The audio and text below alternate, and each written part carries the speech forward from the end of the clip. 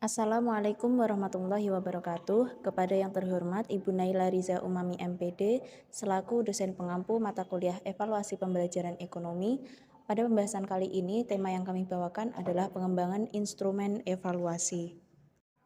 Sebelum pemaparan materi, izinkan saya untuk memperkenalkan anggota dari kelompok 6, yakni yang pertama ada Mita Rositasari dengan nomor NPM 019, Oktavia Belasari dengan nomor NPM 063, saya sendiri Diza Fadila Natasha Putri dengan nomor NPM 121, dan Muhammad Yusuf Anwar dengan NPM 124. Materi yang pertama yaitu A. Pengembangan instrumen tes. Tes objektif adalah tes tertulis yang menuntut siswa memilih jawaban yang telah disediakan atau memberikan jawaban singkat yang pemeriksaan dilaksanakan secara objektif seragam terhadap semua murid. Ada beberapa jenis tes bentuk objektif, yaitu pilihan ganda, bentuk pilihan benar salah, menjodohkan, dan isian singkat. A. Pilihan ganda. Tes pilihan ganda merupakan bentuk tes objektif yang menyajikan soal dan beberapa pilihan jawaban yang hanya ada satu jawaban yang benar. Tes pilihan ganda dapat diskor dengan jumlah, cepat, dan memiliki objektivitas yang tinggi untuk mengukur tingkat kognitif peserta didik. Sebelum menyusun tes pilihan ganda, terdapat hal-hal yang harus diperhatikan dalam menyusun tes pilihan ganda, yaitu A. Kesesuaian antara soal dan jawaban. Penyusunan kalimat tiap soal harus jelas, bahasa yang digunakan mudah dipahami. Setiap soal harus mengandung satu masalah contoh. Hasil penjumlahan dari min 8 plus 3 sama dengan A min 5, B min 11, C 5, D 11. Pilihan benar salah. Bentuk tes benar salah adalah soal yang mengandung dua kemungkinan jawaban, yaitu benar atau salah. Fungsi bentuk soal benar salah adalah untuk mengukur kemampuan peserta didik untuk membedakan antara fakta dengan pendapat. Agar soal dapat berfungsi dengan baik, maka pemateri yang ditanyakan sebaiknya homogen dari segi isi. Bentuk jumlah ini banyak digunakan untuk mengukur kemampuan mengidentifikasi informasi berdasarkan hubungan yang sederhana. Kelebihan tes benar salah yaitu mudah disusun dan dilaksanakan, dapat dinilai dengan cepat dan objektif, dan dapat mencakup materi yang lebih luas. Sedangkan kekurangan dari tes ini yaitu peserta didik cenderung menjawab dengan coba-coba, memiliki derajat validitas dan reliabilitas yang rendah, dan sering terjadi kekaburan untuk membuat soal yang benar-benar jelas.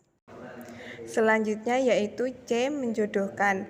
Tes menjodohkan yaitu bentuk tes yang terdiri atas kumpulan soal dan kumpulan jawaban yang keduanya dikumpulkan pada dua kolom yang berbeda, yaitu kolom pertanyaan sebelah kiri dan kolom jawaban sebelah kanan. Tugas murid ialah mencari dan menempatkan jawaban-jawaban sehingga sesuai atau cocok dengan pertanyaan. Bentuk tes ini digunakan untuk mengukur kemampuan peserta didik dalam mengidentifikasi informasi berdasarkan hubungan yang sederhana dan kemampuan menghubungkan antara dua hal. Untuk menyusun soal tes menjodohkan harus memperhatikan teknik berikut. 1. Menyesuaikan kompetensi dasar dengan indikator. 2. Kumpulan soal diletakkan di kolom sebelah kiri dan kumpulan jawaban diletakkan di sebelah kanan. 3. Menggunakan kalimat singkat dan terarah pada pokok permasalahan. D. Isian singkat. Tes isian singkat adalah tes yang ditandai dengan adanya jawaban pada tempat kosong yang disediakan oleh guru untuk menulis jawabannya dengan singkat sesuai dengan petunjuk. Cara menyusun tes isian singkat yaitu: 1. Soal yang disusun sebaiknya tidak menggunakan soal yang terbuka sehingga siswa dapat menjawab dengan terurai. 2. Pernyataan sebaiknya hanya mengandung satu alternatif jawaban. 3. Titik-titik kosong sebagai tempat jawaban hendaknya diletakkan pada akhir atau tengah kalimat. 4. Dapat menggunakan gambar-gambar sehingga soal dapat dipersingkat dan jelas. Selanjutnya yang B. Mengembangkan instrumen non-tes. Instrumen evaluasi non-tes adalah jenis penilaian terhadap peserta didik dengan tidak menggunakan bentuk tes, melainkan bentuk pengamatan, wawancara, angket, dan memiliki dokumen-dokumen.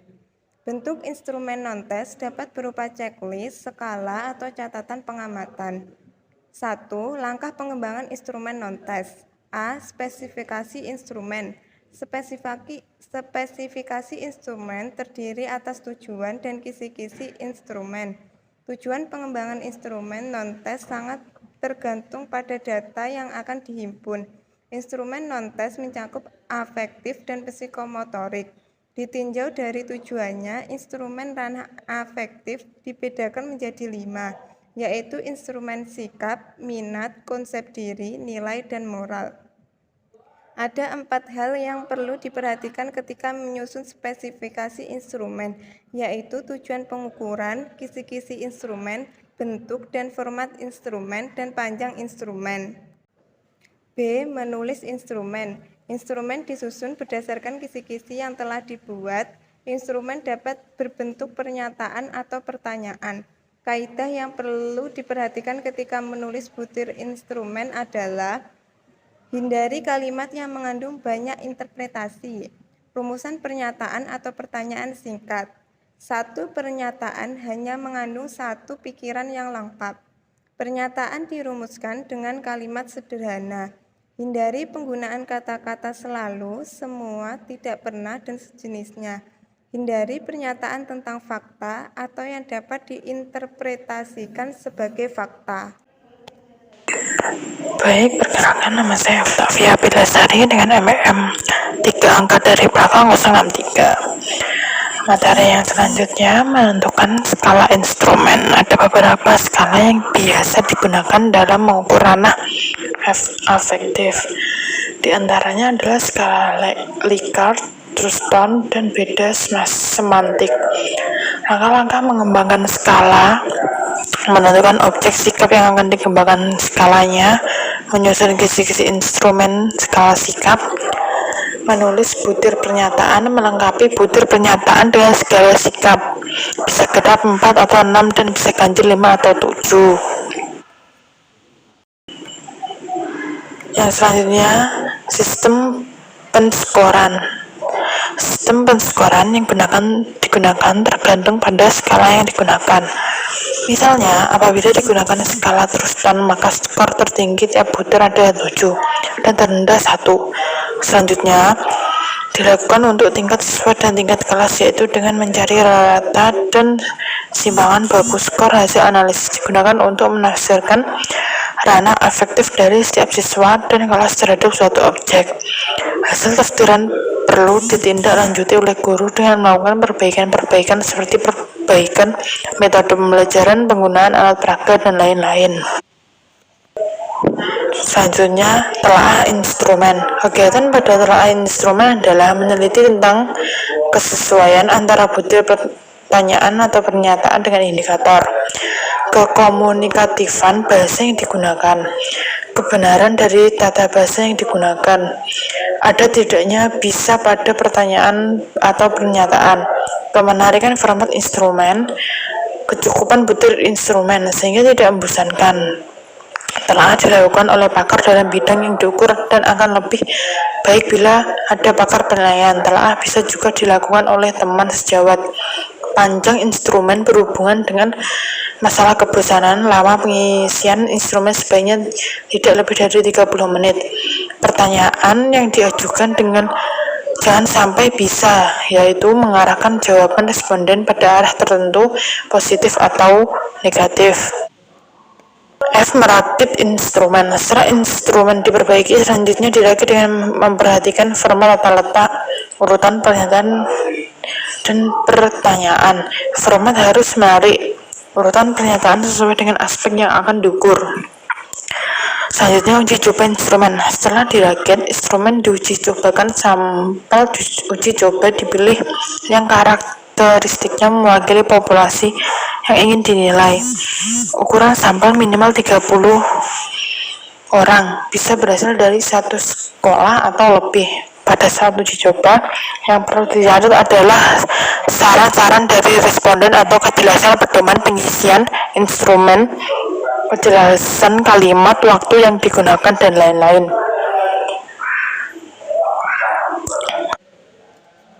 Selanjutnya, analisis hasil uji coba. Analisis hasil uji coba meliputi variasi jawaban tiap butir pertanyaan atau pernyataan. Apabila skala instrumen 1-5, maka bila jawaban bervariasi dari 1-5 berarti instrumen tersebut baik.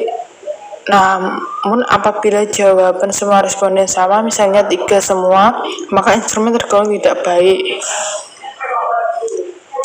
Selanjutnya, perbaikan instrumen dilakukan terhadap butir-butir pertanyaan yang tidak baik. Perbaikan berdasarkan hasil uji coba dan saran masukan dari responden. Pelaksanaan pengukuran sebaiknya dilakukan berdasarkan responden tidak lelah. Ruang untuk pelaksanaan pengukuran harus representatif baik kondisi ruang, tempat duduk, ataupun yang lain. Diusahakan responden tidak saling bertanya ketika pengukuran dilaksanakan. Pengisian instrumen dimulai dengan penjelasan tujuan pengisian, manfaat bagi responden, dan pedoman pengisian instrumen. Penafsiran hasil pengukuran berupa skor atau angka. Menafsirkan hasil pengukuran disebut dengan penilaian. Untuk menafsirkan hasil pengukuran diperlukan suatu kriteria. Kriteria yang digunakan tergantung pada skala dan jumlah butir yang digunakan. Penilaian ini cocok digunakan untuk penilaian ketercapaian kompetensi yang menuntut peserta didik melakukan tugas tertentu seperti praktek di laboratorium, praktek sholat 5 waktu, praktek olahraga, presentasi, diskusi, bermain peran, memainkan alat musik, bernyanyi, membaca puisi atau deklamasi, dan lain-lain. Cara penilaian ini dianggap lebih otentik daripada tes tertulis karena apa yang dinilai lebih mencerminkan kemampuan peserta didik yang sebenarnya. Pengamatan unjuk kerja perlu dilakukan dalam berbagai konteks untuk menetapkan tingkat pencapaian kemampuan tertentu. B. Penilaian sikap. Penilaian sikap merupakan bagian dari pengukuran psikologi karena menyangkut sikap manusia, maka hasil pengukuran tidak pernah mencapai hasil yang sempurna. Pengukuran sikap sangat sukar, bahkan mungkin tidak pernah dapat dilakukan dengan validitas, reliabilitas, dan objektivitas yang tinggi. Hal ini antara lain dikarenakan 1. Atribut psikologi bersifat tidak tampak. 2.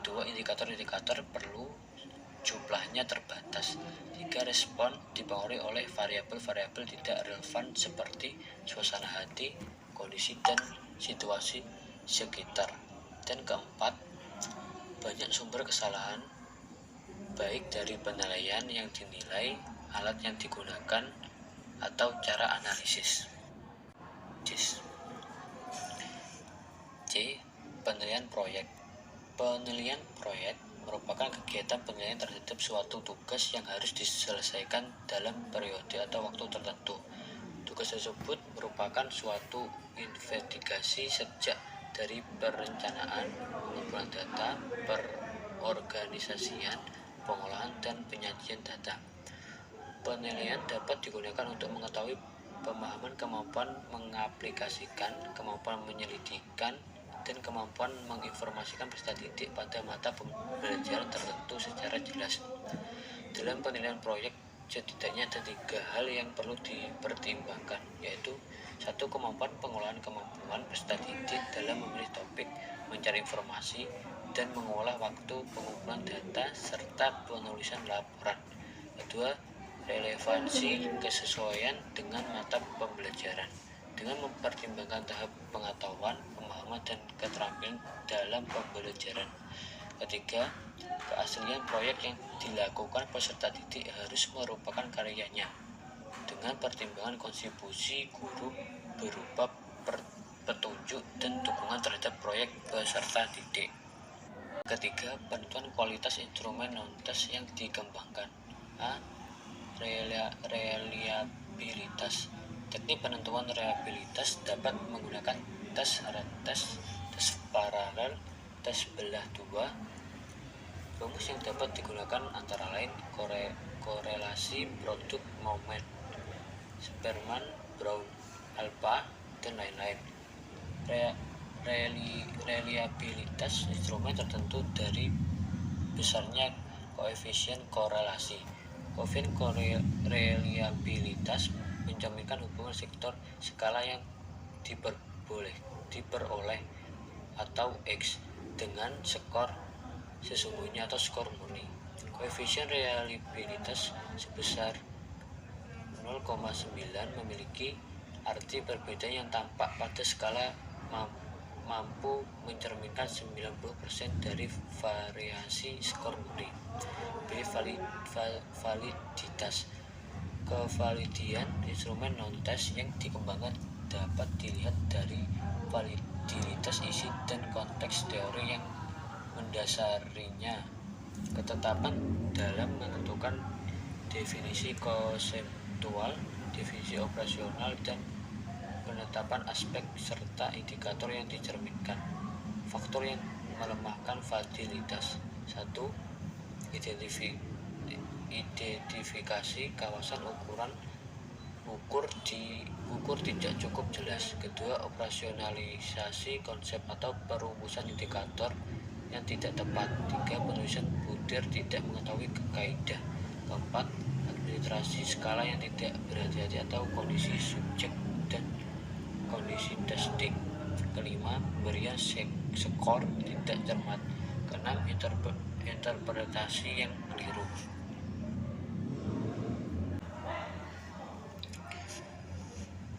Yang ketiga, daya bedah.